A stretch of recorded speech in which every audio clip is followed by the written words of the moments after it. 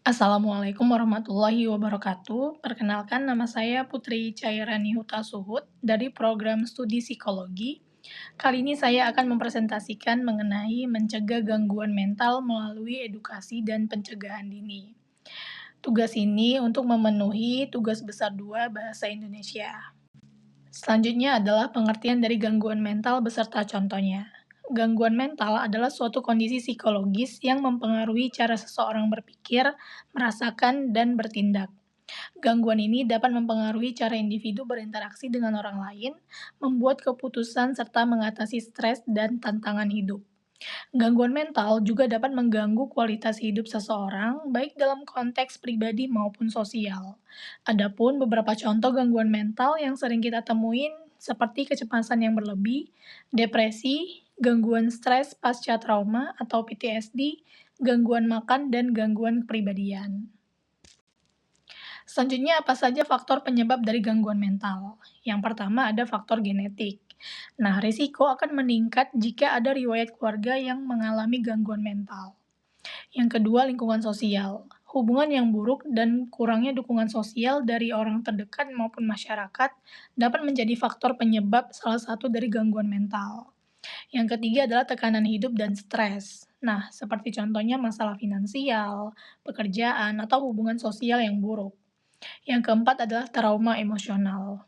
Mengalami kekerasan, kecelakaan, atau kehilangan orang yang kita sayang ternyata juga menjadi faktor penyebab dari gangguan mental.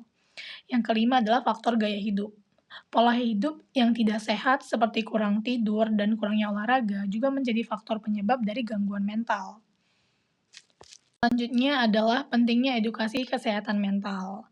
Yang pertama adalah mengurangi stigma. Dengan membantu individu yang mengalami gangguan mental untuk lebih terbuka dalam mencari bantuan dan merasa lebih nyaman untuk mengakui kesehatan mental yang mereka hadapi.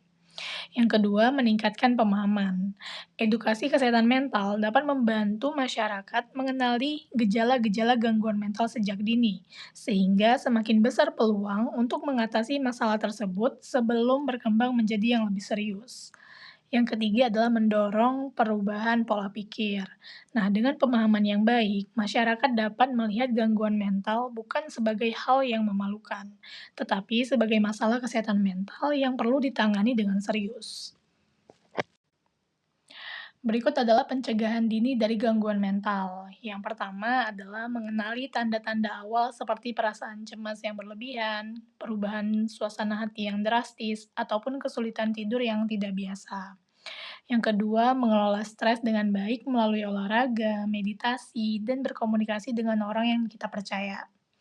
Yang ketiga, meningkatkan dukungan sosial dengan keluarga, teman, dan komunitas.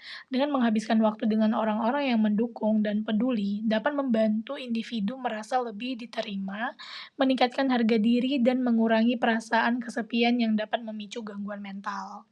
Yang keempat, pola hidup sehat seperti makan makanan yang bergizi, tidur yang cukup, rutin olahraga, itu dapat membantu menjaga kesehatan fisik dan mental kita. Yang terakhir, mengakses layanan kesehatan mental memang jika dibutuhkan. Adapun peran pemerintah dan masyarakat, yaitu peran pemerintah dapat menyediakan layanan kesehatan mental yang terjangkau dan melakukan kampanye edukasi untuk meningkatkan kesadaran. Adapun peran masyarakat, yaitu mengurangi stigma dan diskriminasi terhadap gangguan mental, dan menciptakan lingkungan sosial yang mendukung. Yang terakhir adalah kesimpulan dari presentasi ini. Pencegahan dini gangguan mental melalui edukasi dan kesadaran yang lebih tinggi merupakan langkah yang sangat penting untuk menciptakan masyarakat yang sehat secara mental. Dengan memahami pentingnya kesehatan mental dan mengenali gejala-gejala gangguan mental sejak dini, kita dapat mencegah masalah tersebut berkembang lebih jauh dan mengurangi dampak negatifnya. Oleh karena itu, edukasi kesehatan mental perlu terus digalakkan agar masyarakat semakin peduli terhadap kesehatan mental dan dapat menjaga kesejahteraan emosional mereka yang mengalami gangguan. Cukup sekian presentasi dari saya, lebih kurangnya saya mohon maaf. Assalamualaikum warahmatullahi wabarakatuh.